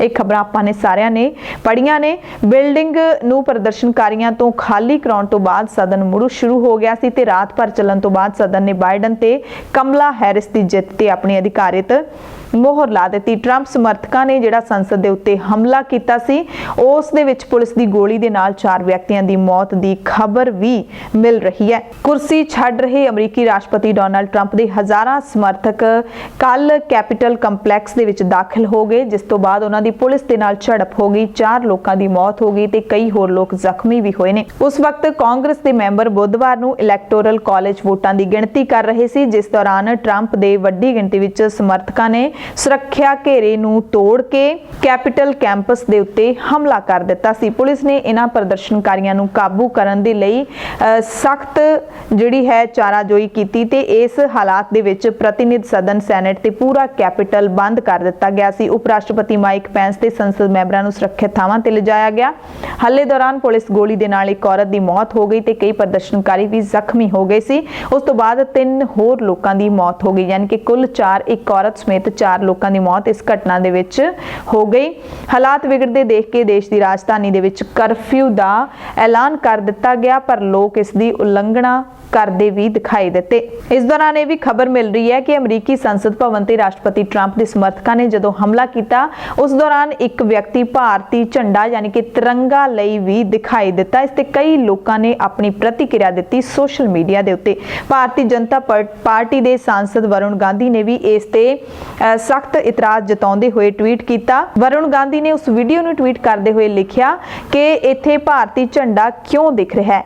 ਇਹ ਇੱਕ ਅਜਿਹੀ ਲੜਾਈ ਹੈ ਜਿਸ ਵਿੱਚ ਸਾਨੂੰ ਲੋਕਾਂ ਨੂੰ ਨਿਸ਼ਚਿਤ ਤੌਰ ਤੇ ਸ਼ਾਮਿਲ ਹੋਣ ਦੀ ਜ਼ਰੂਰਤ ਨਹੀਂ ਹੈ। ਬਹੁਤ ਸਾਰੇ ਲੋਕਾਂ ਨੇ ਬੀਜੇਪੀ ਦੇ ਸੰਸਦ ਦੇ ਸਵਾਲ ਦਾ ਜਵਾਬ ਵੀ ਦਿੱਤਾ। ਇਸ ਘਟਨਾ ਦੇ ਉੱਤੇ ਚੀਨ ਦੇ ਸਰਕਾਰੀ ਅਖਬਾਰ ਗਲੋਬਲ ਟਾਈਮਸ ਨੇ ਵੀ ਤੰਜ ਕੱਸਿਆ ਹੈ। ਵਾਸ਼ਿੰਗਟਨ ਦੀ ਕੈਪੀਟਲ ਬਿਲਡਿੰਗ ਦੇ ਵਿੱਚ ਹੋਈ ਹਿੰਸਾ ਨੂੰ ਲੈ ਕੇ ਅਖਬਾਰ ਨੇ ਲਿਖਿਆ ਕਿ ਚੀਨ ਉਮੀਦ ਕਰਦਾ ਹੈ ਅਮਰੀਕਾ ਵਿੱਚ ਜਲਦ ਤੋਂ ਜਲਦ ਸ਼ਾਂਤੀ, ਸਥਿਰਤਾ ਅਤੇ ਸੁਰੱਖਿਆ ਬਹਾਲ ਹੋਵੇਗੀ। ਅਖਬਾਰ ਨੇ ਹਾਂਗਕਾਂਗ ਵਿੱਚ ਚੱਲੇ ਪ੍ਰਦਰਸ਼ਨ ਦੀਆਂ ਤਸਵੀਰਾਂ ਕੈਪੀਟਲ ਬਿਲਡਿੰਗ ਵਿੱਚ ਹੋਈ ਹਿੰਸਾ ਦੇ ਨਾਲ ਦਿਖਾਉਂਦੇ ਹੋਏ ਇਹ ਸੰਕੇਤ ਦੇਣ ਦੀ ਕੋਸ਼ਿਸ਼ ਕੀਤੀ ਕਿ ਕਿਵੇਂ ਇੱਕ ਵਰਗੀ ਇੱਕੋ ਜਿਹੇ ਹਾਲਾਤਾਂ ਦੇ ਵਿੱਚ ਅਮਰੀਕੀ ਪ੍ਰਸ਼ਾਸਨ ਅਤੇ ਉਥੋਂ ਦਾ ਮੀਡੀਆ ਦੋ ਤਰ੍ਹਾਂ ਦਾ ਵਿਵਹਾਰ ਕਰਦਾ ਹੈ। ਅਖਬਾਰ ਨੇ ਚੀਨੀ ਵਿਦੇਸ਼ ਮੰਤਰਾਲੇ ਦੇ ਬੁਲਾਰੇ ਦਾ ਬਿਆਨ ਵੀ ਇੱਥੇ ਛਾਪਿਆ। ਬੁਲਾਰੇ ਨੇ ਕਿਹਾ ਕਿ ਅਸੀਂ ਚਾਹਾਂਗੇ ਕਿ ਲੋਕ ਇਹ ਦੇਖਣ ਕਿਵੇਂ ਕੁਝ ਲੋਕ ਅਤੇ ਅਮਰੀਕਾ ਦਾ ਮੀਡੀਆ ਹਾਂਗਕਾਂਗ ਵਿੱਚ ਹੋਈ ਸਮਾਜਿਕ ਉਥਲ-ਪੁਥਲ ਨੂੰ ਇੱਕ ਵੱਖਰਾ ਹੀ ਰੰਗ ਦੇਣ ਦੀ ਕੋਸ਼ਿਸ਼ ਕਰ ਰਹੇ ਸੀ। ਸੋ ਇਸ ਸਾਰੀ ਘਟਨਾ ਤੋਂ ਬਾਅਦ ਅਮਰੀਕਾ ਦੀ ਰਾਜਧਾਨੀ ਵਾਸ਼ਿੰਗਟਨ ਡੀਸੀ ਵਿੱਚ ਮੇਅਰ ਨੇ 15 ਦਿਨ ਦੀ ਪਬਲਿਕ ਐਮਰਜੈਂਸੀ ਦਾ ਐਲਾਨ ਕਰ ਦਿੱਤਾ ਹੈ। ਮੇਅਰ ਮਿਊਰੀਅਲ ਬਾਊਸਰ ਨੇ ਕਿਹਾ ਕਿ ਕਈ ਲੋਕ ਸ਼ਹਿਰ ਵਿੱਚ ਹਥਿਆਰਾਂ ਨਾਲ ਹਿੰਸਾ ਤੇ ਤੋੜਫੋੜ ਦੇ ਮਕਸਦ ਨਾਲ ਆਏ ਅਤੇ ਉਹਨਾਂ ਨੇ ਹਿੰਸਾ ਤੇ ਤੋੜਫੋੜ ਕੀਤੀ। ਉਹਨਾਂ ਨੇ ਕੈਮੀਕਲ ਛੱਡੇ, ਇੱਟਾਂ, ਬੋਤਲਾਂ ਮਾਰੀਆਂ, ਬੰਦੂਕਾਂ ਵੀ ਚਲਾਈਆਂ। ਉਹਨਾਂ ਦੀਆਂ ਹਰਕਤਾਂ ਹਾਲੇ ਵੀ ਜਾਰੀ ਨੇ ਤੇ ਇਸ ਕਰਕੇ 21 ਜਨਵਰੀ ਦੁਪਹਿਰੇ 3 ਵਜੇ ਤੱਕ ਕਰਫਿਊ ਲਾਗੂ ਰਹੇਗਾ ਵਾਸ਼ਿੰਗਟਨ ਦੇ ਵਿੱਚ। ਮੇਅਰ ਨੇ ਬੁੱਧਵਾਰ ਸ਼ਾਮ 6 ਵਜੇ ਤੋਂ ਅਮਰੀਕਾ ਦੇ ਸਮੇਂ ਦੇ ਮੁਤਾਬਿਕ ਇਹ ਕਰਫਿਊ ਲਾਗੂ ਕਰ ਦਿੱਤਾ ਸੀ ਤੇ ਦਰਜਨਾਂ ਲੋਕਾਂ ਨੂੰ ਕਰਫਿਊ ਦੇ ਹੁਕਮਾਂ ਦਾ ਉਲੰਘਣ ਕਰਨ ਦੇ ਦੋਸ਼ ਦੇ ਵਿੱਚ ਗ੍ਰਿਫਤਾਰ ਵੀ ਕੀਤਾ ਜਾ ਚੁੱਕਿਆ ਹੈ। ਸੋ ਅਮਰੀਕਾ ਦੇ ਵਿੱਚ ਜਿਹੜੀ ਵੱਡੀ ਘਟਨਾ ਵਾਪਰੀ ਹੈ ਜਿਹਦੇ ਵਿੱਚ ਇੱਕ ਔਰਤ ਸਮੇਤ 4 ਲੋਕਾਂ ਦੀ ਮੌਤ ਹੋਈ ਹੈ, ਇਸ ਹਿੰਸਾ ਦੇ ਉੱਤੇ ਪ੍ਰਧਾਨ ਮੰਤਰੀ ਮੋਦੀ ਸਮੇਤ ਦੁਨੀਆ ਦੇ ਕਈ ਵੱਡੇ ਲੀਡਰ ਨੇ ਜਿਹੜੇ ਉਹ ਬੋਲੇ ਨੇ। ਸਾਰੇ ਲੀਡਰਾਂ ਨੇ ਵਾਸ਼ਿੰਗਟਨ ਡੀਸੀ ਦੇ ਕੈਪੀਟਲ ਬਿਲਡਿੰਗ ਦੇ ਵਿੱਚ ਹੋਏ ਇਸ ਹਮਲੇ ਦੀ, ਇਸ ਹਿੰਸਾ ਦੀ ਨਿੰਦਿਆ ਕੀਤੀ ਹੈ। ਇਸ ਹਿੰਸਾ ਦੇ ਕਾਰਨ ਅਮਰੀਕੀ ਕਾਂਗਰਸ ਵਿੱਚ ਹੋਣ ਵਾਲੇ ਸੰਯੁਕਤ ਸੈਸ਼ਨ ਨੂੰ ਟਾਲਣਾ ਵੀ ਪਿਆ, ਜਿਹਦੇ ਵਿੱਚ ਜੋ ਬਾਈਡਨ ਦੀ ਜਿੱਤ ਨੂੰ ਹੁਣ ਮੋਹਰ ਲਾ ਦਿੱਤੀ ਗਈ ਹੈ, ਜਿੱਤ ਦੇ ਉੱਤੇ ਮੋਹਰ ਲਾ ਦਿੱਤੀ ਗਈ ਹੈ। ਭਾਰਤ ਦੇ ਪ੍ਰਧਾਨ ਮੰਤਰੀ ਨਰਿੰਦਰ ਮੋਦੀ ਨੇ ਟਵੀਟ ਕੀਤਾ ਹੈ, ਵਾਸ਼ਿੰਗਟਨ ਡੀਸੀ ਵਿੱਚ ਦੰਗਿਆਂ ਅਤੇ ਹਿੰਸਾ ਦੀ ਖਬਰ ਦੇਖ ਕੇ ਪਰੇਸ਼ਾਨ ਹਾਂ। ਸੱਤਾ ਦੀ ਤਬਦੀਲੀ ਸ਼ਾਂਤੀਪੂਰਨ ਢੰਗ ਨਾਲ ਹੋਣੀ ਚਾਹੀਦੀ ਹੈ। ਲੋਕਤੰਤਰਿਕ ਪ੍ਰਕਿਰਿਆ ਨੂੰ ਕਿਸੇ ਗੈਰ ਕਾਨੂੰਨੀ ਵਿਰੋਧ ਦੇ ਜ਼ਰੀਏ ਵਿਗੜਨ ਨਹੀਂ ਦਿੱਤਾ ਜਾ ਸਕਦਾ। ਇਹ ਕਹਿਣਾ ਪ੍ਰਧਾਨ ਮੰਤਰੀ ਨਰਿੰਦਰ ਮੋਦੀ ਦਾ। ਜਿਵੇਂ ਹੀ ਪ੍ਰਧਾਨ ਮੰਤਰੀ ਨਰਿੰਦਰ ਮੋਦੀ ਨੇ ਇਹ ਟਵੀਟ ਕੀਤਾ, ਉਹ ਟ੍ਰੋਲ ਵੀ ਹੋਏ ਕਾਫੀ ਸੋਸ਼ਲ ਮੀਡੀਆ ਦੇ ਉੱਤੇ, ਕਿਉਂਕਿ ਕਿਸਾਨਾਂ ਦੀਆਂ ਮੌਤਾਂ ਜਿਸ ਤਰੀਕੇ ਦੇ ਨਾਲ ਹੋ ਰਹੀਆਂ ਨੇ, ਪਿਛਲੇ 3 ਮਹੀਨਿਆਂ ਤੋਂ ਵੱਧ ਸਮੇਂ ਦੇ ਵਿੱਚ ਹੁਣ ਤੱਕ 60 ਦੇ ਕਰੀਬ ਕਿਸਾਨ ਆਪਣੀਆਂ ਜਾਨਾਂ ਗਵਾ ਚੁੱਕੇ ਨੇ, ਪਰ ਪ੍ਰਧਾਨ ਮੰਤਰੀ ਨਰਿੰਦਰ ਮੋਦੀ ਨੇ ਇੱਕ ਵਾਰੀ ਵੀ ਜਾਨਾਂ ਗਵਾਉਣ ਵਾਲੇ ਕਿਸਾਨਾਂ ਦੇ ਬਾਰੇ ਕੋਈ ਵੀ ਸ਼ਬਦ ਨਹੀਂ ਬੋਲਿਆ। ਇਸ ਨੂੰ ਲੈ ਕੇ ਫਿਰ ਲੋਕਾਂ ਨੇ ਕਾਫੀ ਤਿੱਖੇ ਸਵਾਲ ਨੇ ਜਿਹੜੇ ਉਹ ਵੀ ਕੀਤੇ। ਬਰਤਾਨੀਆ ਦੇ ਪ੍ਰਧਾਨ ਮੰਤਰੀ ਬੋਰਿਸ ਜੌਨਸਨ ਨੇ ਵੀ ਇਸ ਹਿੰਸਾ ਦੀ ਨਿੰਦਿਆ ਕੀਤੀ, ਕਿਹਾ ਕਿ ਅਮਰੀਕਾ ਪੂਰੀ ਦੁਨੀਆ ਵਿੱਚ ਲੋਕਤੰਤਰ ਦੀ ਇੱਕ ਮਿਸਾਲ ਰਿਹਾ ਹੈ, ਇਸ ਲਈ ਜ਼ਰੂਰੀ ਹੈ ਕਿ ਸੱਤਾ ਦੀ ਤਬਦੀਲੀ ਸ਼ਾਂਤੀਪੂਰਨ ਢੰਗ ਦੇ ਨਾਲ ਹੋਵੇ। ਸਪੇਨ ਦੇ ਪ੍ਰਧਾਨ ਮੰਤਰੀ ਪੈਡਰੋ ਸੈਂਚੇਸ ਨੇ ਕਿਹਾ ਕਿ ਮੈਨੂੰ ਅਮਰੀਕਾ ਦੇ ਲੋਕਤੰਤਰ ਦੀ ਤਾਕਤ ਤੇ ਵਿਸ਼ਵਾਸ ਹੈ। ਨਵੇਂ ਰਾਸ਼ਟਰਪਤੀ ਜੋ ਬਾਈਡਨ ਦੇਸ਼ ਨੂੰ ਤਣਾਅਪੂਰਨ ਮਾਹੌਲ ਤੋਂ ਬਾਹਰ ਲੈ ਕੇ ਜਾਣਗੇ ਤੇ ਅਮਰੀਕੀ ਨਾਗਰਿਕਾਂ ਨੂੰ ਇਕਜੁੱਟ ਕਰਨਗੇ। ਫਰਾਂਸ ਦੇ ਵਿਦੇਸ਼ ਮੰਤਰੀ ਜੀਨ ਲੇ ਦਰਿਆਨ ਨੇ ਵੀ ਇਸ ਹਿੰਸਾ ਨੂੰ ਗਲਤ ਦੱਸਦੇ ਹੋਏ ਕਿਹਾ ਕਿ ਇਹ ਹਮਲਾ ਅਮਰੀਕੀ ਲੋਕਤੰਤਰ ਦੇ ਖਿਲਾਫ ਹੈ। ਆਸਟ੍ਰੇਲੀਆ ਦੇ ਪ੍ਰਧਾਨ ਮੰਤਰੀ ਸਕਾਟ ਮੋਰਿਸਨ ਨੇ ਵੀ ਕੈਪੀਟਲ ਹਿੰਸਾ ਨੂੰ ਗਲਤ ਦੱਸਿਆ, ਕਿਹਾ ਕਿ ਵਾਸ਼ਿੰਗਟਨ ਵਿੱਚ ਜੋ ਨਜ਼ਾਰੇ ਦੇਖਣ ਨੂੰ ਮਿਲ ਰਹੇ ਨੇ ਉਹ ਪਰੇਸ਼ਾਨ ਕਰਨ ਵਾਲੇ ਨੇ। ਯੂਰਪੀਅਨ ਕੌਂਸਲ ਦੇ ਮੁਖੀ ਚਾਰਲਸ ਮਿਸ਼ੇਲ ਨੇ ਕਿਹਾ ਕਿ ਅਮਰੀਕੀ ਸੰਸਦ ਲੋਕਤੰਤਰ ਦਾ ਮੰਦਰ ਹੈ। ਵਾਸ਼ਿੰਗਟਨ ਵਿੱਚ ਹੋਏ ਹਮਲਿਆਂ ਨੂੰ ਦੇਖਣਾ ਕਿਸੇ ਝਟਕੇ ਤੋਂ ਘੱਟ ਨਹੀਂ ਹੈ। ਸਾਨੂੰ ਵਿਸ਼ਵਾਸ ਹੈ ਅਮਰੀਕਾ ਵਿੱਚ ਸੱਤਾ ਦੀ ਤਬਦੀਲੀ ਨੂੰ ਸ਼ਾਂਤੀਪੂਰਨ ਢੰਗ ਦੇ ਨਾਲ ਹੀ ਅੰਜਾਮ ਦਿੱਤਾ ਜਾਏਗਾ। ਕੈਨੇਡਾ ਦੇ ਪ੍ਰਧਾਨ ਮੰਤਰੀ ਜਸਟਿਨ ਟਰੂਡੋ ਨੇ ਲਿਖਿਆ, ਗੁਆਂਢੀ ਮੁਲਕ ਵਿੱਚ ਹੋਈ ਹਿੰਸਾ ਨਾਲ ਕੈਨੇਡਾ ਦੇ ਲੋਕਾਂ ਨੂੰ ਵੀ ਧੱਕਾ ਲੱਗਿਆ। ਇਹ ਲੋਕਤੰਤਰ ਤੇ ਹਮਲਾ ਹੈ। ਹਿੰਸਾ ਦੇ ਜ਼ਰੀਏ ਲੋਕਾਂ ਦੇ ਮਤ ਨੂੰ ਨਹੀਂ ਬਦਲਿਆ ਜਾ ਸਕਦਾ। ਇਸੇ ਤਰ੍ਹਾਂ ਤੁਰਕੀ, ਚਿਲੀ, ਅਰਜਨਟਾਈਨਾ ਅਤੇ ਵੈਨਜ਼ੂਏਲਾ ਨੇ ਵੀ ਅਮਰੀਕਾ ਵਿੱਚ ਵਿੱਚ ਹੋਈ ਹਿੰਸਾ ਦੀ ਆਲੋਚਨਾ ਕੀਤੀ ਹੈ। ਹੁਣ ਗੱਲ ਕਰਾਂਗੇ ਅਮਰੀਕਾ ਦੇ ਨਵੇਂ ਚੁਣੇ ਰਾਸ਼ਟਰਪਤੀ ਜੋ ਬਾਈਡਨ। ਉਹਨਾਂ ਨੇ ਵੀ ਕਿਹਾ ਹੈ ਕਿ ਮੈਂ ਦੁਖੀ ਹਾਂ ਕਿ ਅਮਰੀਕਾ ਨੂੰ ਅਜਿਹੇ ਦਿਨ ਦੇਖਣੇ ਪੈਣੇ ਸੀ। ਕਹਿੰਦੇ ਮੈਂ ਹੈਰਾਨ ਵੀ ਹਾਂ ਤੇ ਦੁਖੀ ਹਾਂ ਕਿ ਅਮਰੀਕਾ ਇਹੋ ਜਿਹੇ ਦਿਨ ਦੇਖ ਰਿਹਾ ਹੈ। ਇਸ ਵੇਲੇ ਸਾਡੇ ਲੋਕਤੰਤਰ ਤੇ ਗੰਭੀਰ ਹਮਲਾ ਹੋ ਰਿਹਾ ਹੈ। ਅਸੀਂ ਅਜੋਕੇ ਸਮੇਂ ਵਿੱਚ ਅਜਿਹੀ ਚੀਜ਼ ਕਦੇ ਨਹੀਂ ਸੀ ਵੇਖੀ ਅਮਰੀਕਾ ਦੇ ਵਿੱਚ। ਬਾਈਡਨ ਨੇ ਕਿਹਾ ਕਿ ਹਿੰਸਾ ਦੇਸ਼ ਧਰੋਹ ਦੇ ਬਰਾਬਰ ਹੈ ਤੇ ਇਹਦਾ ਤੁਰੰਤ ਖਾਤਮਾ ਹੋਣਾ ਚਾਹੀਦਾ ਹੈ। ਗੱਲ ਕਰਾਂਗੇ ਇਵਾਂਕਾ ਟਰੰਪ ਦੀ, ਜਿਸਨੇ ਹਿੰਸਕ ਸਮਰਥਕਾਂ ਨੂੰ ਪਹਿਲਾਂ ਦੇਸ਼ ਭਗਤ ਕਿਹਾ ਤੇ ਫਿਰ ਉਹ ਟਵੀਟ ਹੈ ਜਿਹੜਾ ਉਹ ਡਿਲੀਟ ਕਰ ਦਿੱਤਾ। ਰਾਸ਼ਟਰਪਤੀ ਡੋਨਾਲਡ ਟਰੰਪ ਦੀ ਧੀ ਹੈ ਇਵਾਂਕਾ ਟਰੰਪ ਹਮਲਾ ਕਰਨ ਵਾਲਿਆਂ ਨੂੰ ਦੇਸ਼ ਭਗਤ ਕਹਿ ਕੇ ਨਿਸ਼ਾਨੇ ਤੇ ਆ ਗਈ ਸੀ, ਜਿਸ ਤੋਂ ਬਾਅਦ ਉਸ ਟਵੀਟ ਦੀ ਇੰਨੀ ਆਲੋਚਨਾ ਹੋਈ ਕਿ ਇਵਾਂਕਾ ਨੂੰ ਉਸ ਨੂੰ ਡਿਲੀਟ ਵੀ ਕਰਨਾ ਪਿਆ ਤੇ ਆਪਣੀ ਸਫਾਈ ਵੀ ਦੇਣੀ ਪਈ। ਜਦੋਂ ਕੈਪੀਟਲ ਬਿਲਡਿੰਗ ਦੇ ਵਿੱਚ ਹਿੰਸਾ ਹੋਈ ਤਾਂ ਇਵਾਂਕਾ ਟਰੰਪ ਨੇ ਟਵੀਟ ਕੀਤਾ ਸੀ ਕਿ ਅਮਰੀਕੀ ਦੇਸ਼ ਭਗਤੋ, ਸੁਰੱਖਿਆ ਦਾ ਕਿਸੇ ਵੀ ਤਰੀਕੇ ਨਾਲ ਉਲੰਘਣ ਜਾਂ ਸਾਡੇ ਕਾਨੂੰਨ ਦੇ ਪ੍ਰਤੀ ਅਨਾਦਰ ਨੂੰ ਸਵੀਕਾਰ ਨਹੀਂ ਕੀਤਾ ਜਾਏਗਾ। ਹਿੰਸਾ ਤੁਰੰਤ ਬੰਦ ਕਰਨੀ ਹੋਏਗੀ। ਕਿਰਪਾ ਕਰਕੇ ਸ਼ਾਂਤੀ ਬਣਾਈ ਰੱਖੋ। ਯਾਨੀ ਕਿ ਹਿੰਸਾ ਫੈਲਾਉਣ ਵਾਲੇ ਲੋਕਾਂ ਨੂੰ ਦੇਸ਼ ਭਗਤ ਕਹਿੰਦਿਆਂ ਸੰਬੋਧਨ ਕੀਤਾ ਸੀ। ਉਸ ਤੋਂ ਬਾਅਦ ਕਾਫੀ ਆਲੋਚਨਾ ਹੋਈ ਤੇ ਫਿਰ ਉਸਨੇ ਇੱਕ ਹੋਰ ਟਵੀਟ ਕੀਤਾ, ਸ਼ਾਂਤੀਪੂਰਨ ਵਿਰੋਧ ਪ੍ਰਦਰਸ਼ਨ ਦੇਸ਼ ਭਗਤੀ ਹੁੰਦੀ ਹੈ। ਹਿੰਸਾ ਸਵੀਕਾਰਨਯੋਗ ਨਹੀਂ ਹੈ। ਮਜ਼ਬੂਤੀ ਨਾਲ ਇਸ ਦੀ ਆਲੋਚਨਾ ਹੋਣੀ ਚਾਹੀਦੀ ਹੈ। ਤੇ ਇਸ ਸਾਰੀ ਕਾਰਵਾਈ ਤੋਂ ਬਾਅਦ ਟਵਿੱਟਰ ਨੇ ਟਰੰਪ ਦੇ ਅਕਾਊਂਟ ਦੇ ਉੱਤੇ ਅਸਥਾਈ ਰੋਕ ਲਾ ਦਿੱਤੀ ਹੈ ਤੇ ਖਾਤਾ ਪੱਕੇ ਤੌਰ ਤੇ ਬੰਦ ਕਰਨ ਦੀ ਚੇਤਾਵਨੀ ਵੀ ਦੇ ਦਿੱਤੀ ਹੈ। ਮਾਈਕਰੋ ਬਲੌਗਿੰਗ ਸਾਈਟ ਟਵਿੱਟਰ ਤੇ ਫੇਸਬੁੱਕ ਨੇ ਰਾਸ਼ਟਰਪਤੀ ਡੋਨਾਲਡ ਟਰੰਪ ਦੇ ਵੱਲੋਂ ਅਮਰੀਕੀ ਰਾਸ਼ਟਰਪਤੀ ਚੋਣਾਂ ਦੇ ਵਿੱਚ ਕਥਿਤ ਧਾਂਦਲੀਆਂ ਦੀਆਂ ਪੋਸਟਾਂ ਲਗਾਤਾਰ ਪਾਈਆਂ, ਜਿਸ ਕਾਰਨ ਉਹਨਾਂ ਦਾ ਖਾਤਾ 12 ਘੰਟਿਆਂ ਲਈ ਫਿਲਹਾਲ ਬੰਦ ਕਰ ਦਿੱਤਾ ਗਿਆ। ਟਵਿੱਟਰ ਨੇ ਚੇਤਾਵਨੀ ਦਿੱਤੀ ਹੈ ਕਿ ਜੇ ਡੋਨਾਲਡ ਟਰੰਪ ਨੇ ਭਵਿੱਖ ਦੇ ਵਿੱਚ ਵੀ ਨਿਯਮਾਂ ਦੀ ਉਲੰਘਣਾ ਕੀਤੀ ਤਾਂ ਟਰੰਪ ਦਾ ਖਾਤਾ ਪੱਕੇ ਤੌਰ ਤੇ ਬੰਦ ਕਰ ਦਿੱਤਾ ਜਾਊਗਾ। ਇਸ ਤੋਂ ਪਹਿਲਾਂ ਟਵਿੱਟਰ, ਫੇਸਬੁੱਕ ਤੇ YouTube ਨੇ ਟਰੰਪ ਦੀ ਵੀਡੀਓ ਨੂੰ ਵੀ ਹਟਾ ਦਿੱਤਾ ਸੀ। ਐਮਰਜੈਂਸੀ ਬੁਲੇਟਿਨ ਦੇਖਣ ਵਾਲੇ ਸਾਰੇ ਦਰਸ਼ਕਾਂ ਦਾ ਧੰਨਵਾਦ।